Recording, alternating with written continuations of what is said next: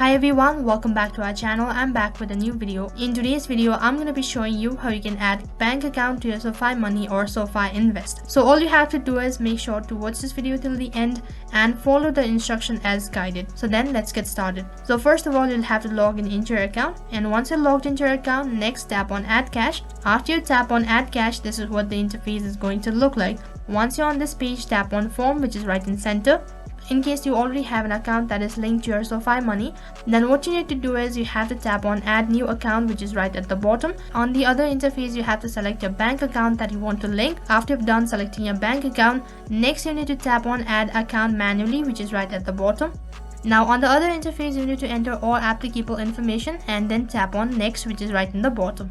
And on the other interface, you need to create a nickname. So for that, create a nickname and then tap on next. And then on the last interface, you'll be notified that the bank account has been successfully linked to your Sofi Money or your Sofi Invest. So that is how you can link your bank account to your Sofi Money. So that is all for this video. I hope the video was helpful. Make sure to like, share and subscribe to our channel. Thank you for watching.